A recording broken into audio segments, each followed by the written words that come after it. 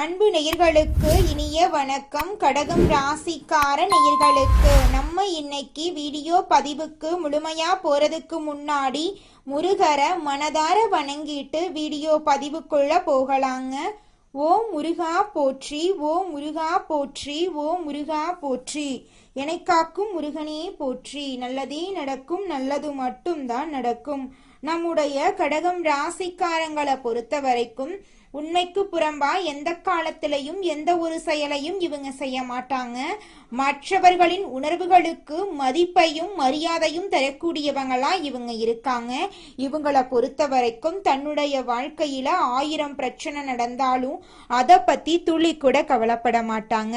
ஆனா நெருங்கிய உறவின் வாழ்க்கையில ஒரு பிரச்சனை நடக்குதுன்னு வச்சுக்கங்க, ஓடி போய் உதவி செய்யக்கூடியவங்களா இவங்க இருப்பாங்க. இவங்களை பொறுத்த வரைக்கும் சமுதாயத்துல ஒரு பெரிய மாற்றத்தை கொண்டு வரணும் அப்படிங்கிறதுக்காக இரவு பகல் உறங்காம உழைச்சுக்கிட்டே இருக்காங்க. இவ்வளவு அருமையான நற்குணங்களை கொண்ட கடகம் ராசிக்கார அன்பர்களே, எல்லாரும் சந்தோஷமா இருக்கீங்களா? ஏங்கம்மா நீங்க வேற எங்களை பார்த்து இப்படி ஒரு கேள்வி கேட்டுட்டீங்களே, இருக்கீங்களான்னு கேட்டீங்களா கூட பரவாயில்ல. ஏன்னா எங்க வாழ்க்கையில அத்தனை பிரச்சனை இருக்கு, அந்த பிரச்சனைகளை தாங்கிக்கிட்டு வாழ்றதே பெரிய விஷயமா இருக்கு அப்படின்னு உங்க மனசுல நினைக்கிறது புரியுதுங்க. கடகம் ராசிக்காரர்களே, உங்க வாழ்க்கையில இருக்கக்கூடிய இந்த துன்பமான நிலையெல்லாம் இனி வரக்கூடிய காலங்கள்ல காணல் நீரா மறைய போகுது. உங்களுடைய ஆசைகளும் கனவுகளும் நிறைவேற போகுது. திருமணம் ஆகாதவர்களுக்கு திருமண தடை நீங்கி திருமணம் நடக்க போகுதுங்க. குழந்தை பாக்கியம் இல்லாதவர்களுக்கு குழந்தை பாக்கியம் கிடைக்க போகுதுங்க. பூர்வீக சொத்து ரீதியாக இருந்த அனைத்து பிரச்சனைகளுக்கும் தீர்வு கிடைக்க போகுதுங்க. உங்களுக்கு வரவேண்டிய பூர்வீக சொத்து உங்க கையில வந்து சேரப்போகுதுங்க. குடும்பத்துல கணவன் மனைவிக்கு இடையே இருந்த கருத்து வேறுபாடுகள் மறைய போகுதுங்க. கணவன் மனைவி இருவருமே ஒற்றுமையான வாழ்க்கையை வாழ போறீங்க. உங்களை வேண்டான்னு உதறி தள்ளிட்டு போன உற்றார் உறவினர்கள் உங்களை தேடி வரப்போறாங்க. தாய் மாமன் வழி உறவுகளின் மூலம் உங்க குடும்பத்துல சுபகாரியங்கள் நடக்க போகுதுங்க. உங்க வாழ்க்கையில இது நாள் வரைக்கும் இருந்த அனைத்து பிரச்சனைகளுக்கும் தீர்வு கிடைக்க போகுதுங்க. படிச்சு முடிச்சுட்டு வேலை தேடிட்டு இருக்க இளைஞர்களுக்கு படிப்புக்கும் தகுதிக்கும் ஏத்த மாதிரி நல்ல வேலை கிடைக்க போகுது. ஜோதிட சாஸ்திரத்துல 4வதா இருக்கக்கூடிய ராசி தாங்க நம்மளோட கடகம் ராசி. கடகம் ராசியில இருக்கக்கூடிய நட்சத்திரம் யாராருன்னு பாத்தீங்கன்னா புனர்பூசம் 4ஆம் பாதங்க, பூசங்க, ஆயுள்யங்க. இவங்க எல்லாரும் நம்மளோட கடகம் ராசியில இருக்கக்கூடிய நட்சத்திரங்க. கடகம் ராசியுடைய அதிபதி யாருன்னு பாத்தீங்கன்னா சந்திர பகவானுங்க. கடகம் ராசிக்காரங்களுக்கு நட்பு ராசியா இருக்கக்கூடியவங்க யாருன்னு பாத்தீங்கன்னா ரிஷபம், கன்னி, விருச்சிகம், மகரம், மீனம். இவங்க எல்லாருமே நம்மளோட கடகம் ராசிக்காரங்களுக்கு நட்பு ராசியா இருக்காங்க. கடகம் ராசியில பிறந்தவங்க வாழ்க்கையில உயர்ந்த லட்சியங்களை கொண்டவங்களா இருக்காங்க. சுறுசுறுப்பா செயல்படக்கூடியவங்களா இருக்காங்க. எந்த விஷயமா இருந்தாலும் சரி பயப்படவே மாட்டாங்க. தைரியமா அந்த காரியத்துல முயற்சி பண்ணி வெற்றி அடையக்கூடியவங்களா நம்மளுடைய கடகம் ராசிக்காரங்க இருக்காங்க. கடவுளை தவிர வேற யாருக்குமே பயப்பட மாட்டாங்க. யார் என்ன சொன்னாலும் தெளிவா பேசுவாங்க. நம்மளுடைய கடகம் ராசிக்காரர்களுக்கு இந்த கார்த்திகை மாதம் மிகவும் சிறப்பு வாய்ந்த மாதமாக இருக்க போகுது. கார்த்திகை மாதம் சூரிய பகவான் காலச்சக்கரத்தின் 8ஆம் இடத்திலிருந்து அருள்பாலிக்கும் மாதமாக இருக்கிறதுனால சிறப்பு வாய்ந்த மாதமாக இருக்கு. திருவண்ணாமலை தீபம் மற்றும் பரணி தீபம் இந்த மாதத்தில் கொண்டாடப்படுது. பரணி தீபம் முன்னோர்களின் ஆசீர்வாதத்தையும் குடும்பத்தின் மகிழ்ச்சியையும் லட்சுமி கடாட்சத்தையும் தரும். திருவண்ணாமலை தீபத்தை தரிசிப்பது புண்ணியத்தையும் சாப நிவர்த்தியையும் திருமணம் மற்றும் குழந்தை பாக்கியம் தொடர்பான வேண்டுதல்களை நிறைவேற்றவும் உதவும். கடகம் ராசியினர் கருணை உள்ளம் கொண்டவங்க. இவங்க பார்க்கறதுக்கு கல் நெஞ்சம் கொண்டவர்கள் போல் தோன்றினாலும் உண்மையில மென்மையானவங்க. கோபமா பேசினாலும் உதவியென்று யாராவது வந்தா அவர்களின் தப்ப மறந்துட்டு உடனே உதவி செய்வாங்க. அவங்க தியான மனப்பான்மை உடையவங்களா இருக்காங்க. குடும்பத்தின் மீது அதிக பாசம் வச்சவங்களா இவங்க இருக்காங்க. ஒவ்வொரு செவ்வாய்க்கிழமையும் அதிகாலை நேரத்தில் குளித்து முடித்துவிட்டு வீட்டில் இருக்கும் தெய்வங்களுக்கு பூஜைகள் செய்து முருகப்பெருமானுடைய படத்துக்கு முன்னாடி தீபம் ஏற்றி மனதை அமைதியாக வைத்துக்கொண்டு ஓம் நமோ குமராய நமக என்ற மந்திரத்தை 108 முறை விபூதியில் தரையில் எழுதி ஆள்காட்டி விரலால் அந்த நாமத்தின் மேல் சொல்ல வேண்டும். பின்பு அந்த திருநீரை ஒரு டப்பாவில் போட்டு வைத்து தினமும் நெற்றியில் வைத்து கொள்ள வேண்டும். இதனால் நோய்கள் விலகி உங்கள் வாழ்க்கையில் வெற்றிகள் பல மடங்கு கிடைக்குங்க. கார்த்திகை மாதத்தில் கடகம் ராசிக்கு கதவை தட்டும் வேச யோகம் இருக்கு. சூரிய பகவான் புதன் பகவானுடன் சேர்ந்து இருக்கிறதுனால பூதாதிய ராஜயோகம் உருவாகி இருக்கு. குரு பகவானால் சமசப்த யோகம் உருவாகி இருக்கு. சூரியனுக்கு 2ஆம் வீட்டில் சுக்கிரன் சஞ்சரிப்பதால் வேச யோகம் உண்டாகுது. இதனால கடகம் ராசியினர் செல்வம், மனநிறைவு, அதிர்ஷ்டத்தை அனுபவிக்கப் போகிறார்கள். கிரகங்களின் சஞ்சாரத்தை வைத்து பார்க்கும்போது ராசிக்கு 2ஆம் இடத்தில் கேது பகவான், 8ஆம் இடத்தில் ராகு பகவான், 4ஆம் இடத்தில் சுக்கிர பகவான், ராசியில் குரு பகவான், 5ஆம் இடத்தில் செவ்வாய், சூரியன், புதன் ஆகிய கிரகங்கள் இருக்கு. சூரியனும் செவ்வாயும் சேர்ந்திருப்பது ஒரு விதமான யோகத்தை உங்களுக்கு தருங்க. நவ கிரகங்களின் தலைவன் சூரிய பகவான் விருச்சிகம் ராசியில் நவம்பர் மாத இடையில் மாறுகிறார். தொழில், ஆரோக்கியம், உறவு, ஆற்றல் மற்றும் அதிர்ஷ்டம் ஆகியவை உங்களுக்கு கை கொடுக்கும். இந்த மாதம் முழுக்க ஓய்வில்லாமல் உழைப்பீங்க. வேலையில் நல்ல முன்னேற்றம் இருக்கும். வருமானம் அதிகரிக்கும்.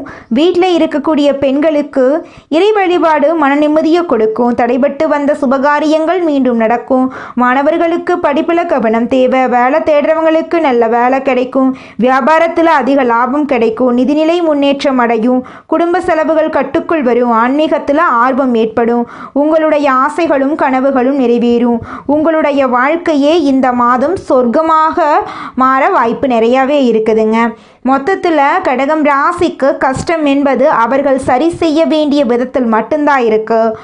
சூழல்கள் உங்களுக்கு சாதகமாகத்தான் இருக்கு. எதிலும் கவனமாக இருந்துவிட்டால் எந்த கஷ்டமும் நிரந்தரமாக உங்களிடம் தங்காதுங்க. எதை பண்ணுவதற்கு முன்னாடியும் யோசிச்சு பண்ணுங்க. உங்களுடைய எண்ணம் போல உங்கள் வாழ்க்கையில் நல்லது மட்டும்தாங்க நடக்கும். கெட்டதுங்கிற பேச்சுக்கு துளி கூட இடம் கிடையாதுங்க. அடுத்ததாக நம்முடைய கடகம் ராசியில் இருக்கக்கூடிய ஒவ்வொரு நட்சத்திரக்காரர்களுக்கும் இந்த மாதம் எப்படி இருக்குன்னு பார்க்கலாங்க. நம்முடைய கடகம் ராசியில் இருக்கக்கூடிய முதல் நட்சத்திரம் புனர்பூசம் நட்சத்திரம். உங்களுக்கு இந்த மாதம் எப்படி இருக்குன்னு பார்க்கலாங்க. புனர்பூச நட்சத்திரத்தில் பிறந்தவர்களுக்கு இந்த கார்த்திகை மாதம் நினைத்ததை நிறைவேற்றி கொடுக்கும் மாதமாக இருக்குதுங்க. குரு பகவான் வக்ரம் அடைந்திருப்பதால் யோக பலன்களில் மாற்றம் இருக்கும். சனி பகவான் ஆட்சி பெற்று இருக்கிறதுனால ஒவ்வொரு செயல்பாடுகளிலும் கவனம் இருக்க வேண்டும். கேது பகவான் நெருக்கடிகளை சரி செய்கிறார். ராகு பகவான் உழைப்புக்கு ஏற்ற வருமானத்தை வழங்குகிறார். இஷ்ட தெய்வ கோயிலுக்கு சென்று வருவதன் வழியாக சங்கடங்கள் விலகும். உடல் ஆரோக்கியத்தில் அக்கறை காட்டுங்கள். உங்கள் வாழ்க்கையில் இதுநாள் வரைக்கும் இருந்த அனைத்து பிரச்சனைகளுக்கும் தீர்வு கிடைக்கப் போகுது. இனி வரக்கூடிய காலங்களில் உங்கள் வாழ்க்கையில் பிரச்சனை அப்படிங்கிற பேச்சுக்கு துளி கூட இடம் கிடையாதுங்க. அடுத்ததாக நம்முடைய கடகம் ராசியில் இருக்கக்கூடிய நட்சத்திரம் பூசம் நட்சத்திரம். உங்களுக்கு இந்த மாதம் எப்படி இருக்குன்னு பார்க்கலாங்க. பூச நட்சத்திரத்தில் பிறந்தவர்களுக்கு சனி பகவான் ஆட்சி பலத்தோடு சஞ்சரிப்பதால் எல்லா விஷயத்திலும் கவனமாக இருக்க வேண்டுங்க. உடல்நிலையில் கவனம் தேவை. நிதி ரீதியாக எந்த பாதிப்பும் இல்லை. வீண் பிரச்சனைகள் வர வாய்ப்பிருக்கு.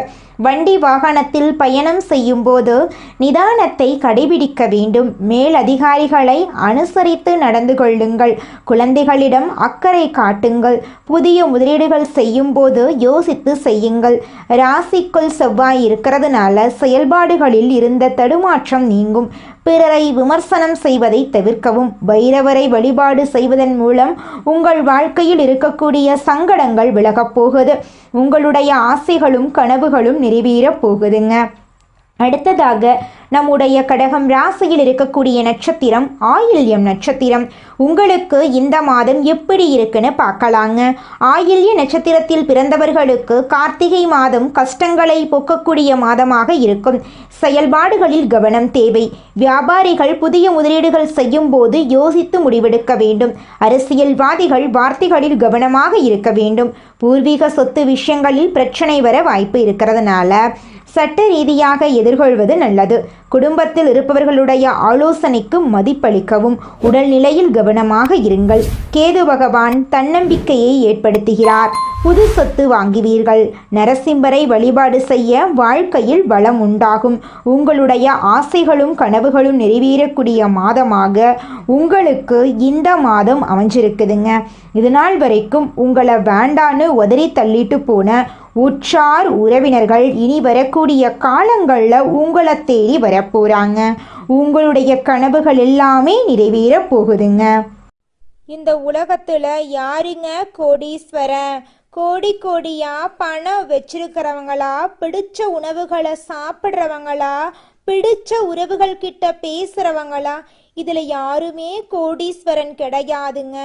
யார் ஒருத்தவங்க நோய் நொடி இல்லாம மனக்கவலை இல்லாம நிம்மதியா தூங்குறாங்களோ அவங்க தாங்க இந்த உலகத்திலேயே சிறந்த கோடீஸ்வரன். அப்பேற்பட்ட கோடீஸ்வரன் ஆகக்கூடிய யோகம் உங்களுக்கு இந்த மாதம் அமைஞ்சிருக்குதுங்க. உங்க வாழ்க்கையில இனி வரக்கூடிய காலங்கள்ல கவலை கண்ணீர் அப்படிங்கிற பேச்சுக்கெல்லாம் துளி கூட இடம் கிடையாதுங்க.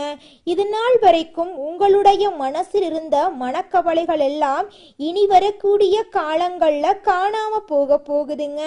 நீங்க சந்தோஷமான ஆரோக்கியமான வாழ்க்கைய இனி வரக்கூடிய காலங்கள்ல வாழ போறீங்க. உங்க வாழ்க்கையில சந்தோஷம் நிலைச்சிருக்க போகுதுங்க. மனிதனா பிறந்த ஒவ்வொருவருக்கும் ஆசை இருக்கதாங்க செய்யும். அந்த ஆசைகளை அடைய நம்ம நினைச்சா மட்டும் பத்தாதுங்க. முழு மனசோட நம்மளுடைய ஆசைகளை அடைவதற்கான வழிய ஒவ்வொரு நாளும் என்ன பண்ணணும்னு யோசிச்சு அதற்கான திட்டங்களை தீட்டி உழைச்சுக்கிட்டே இருக்கணுங்க. உழைச்சா நிச்சயமா நம்மளுடைய ஆசைகள் எல்லாமே நிறைவேறிடுங்க. உங்க வாழ்க்கையில இனி வரக்கூடிய காலங்கள்ல உங்களுடைய அனைத்து ஆசைகளும் நிறைவேற போகுதுங்க. அப்படி ஒவ்வொரு மனிதனுக்கும் இருக்கக்கூடிய பொதுவான ஆசை என்னன்னு பார்த்தீங்கன்னா 16 செல்வங்களையும் அடைந்து வாழணும் அப்படின்னு தான் ஒவ்வொரு மனிதனுடைய ஆசையும் இருக்குதுங்க. பணம் வேணும், பதவி வேணும், புகழ் வேணும், கௌரவம் வேணும் அப்படின்னு தான் ஒவ்வொரு மனிதனும் தினமும் வாழ்ந்துகிட்டு இருக்கான். அதை நோக்கிய பயணத்தை தான் ஒவ்வொரு நாளும் மனிதன் வாழ்ந்துகிட்டு இருக்கான். ஒவ்வொரு நாளையும் ரசிச்சு வாழ்றது கிடையாது. எந்த ஒரு மனிதனும் போராட்டத்துல தாங்க இந்த உலகத்துல ஒவ்வொரு மனிதனும் வாழ்க்கைய வாழ்ந்துட்டு இருக்காங்க.